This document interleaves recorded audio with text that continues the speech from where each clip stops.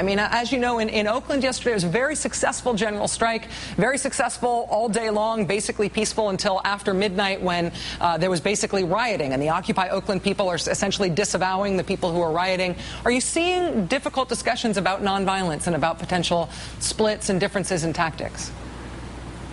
Yes. Well, yes and no.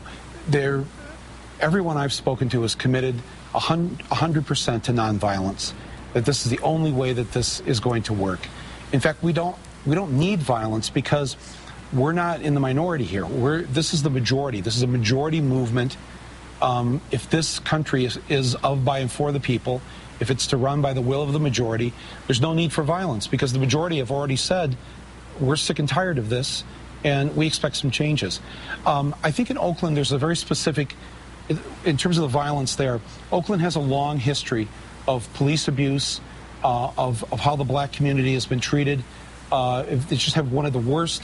I mean, literally, it's almost in the DNA of how Oakland is structured in terms of their city hall and their police. And it doesn't seem to matter who the mayor is. They just can't deal with this basic problem. So I think that had a lot to do with it.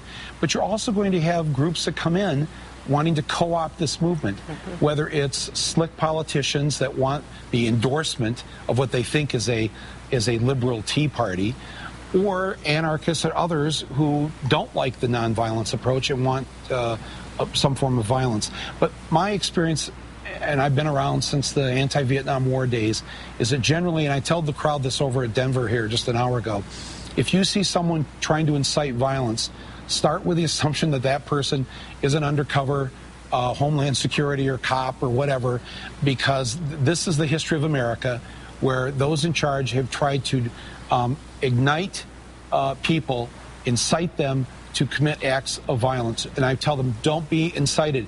Just assume right away that person is not part of the Occupy movement if that's what they're calling on people to do.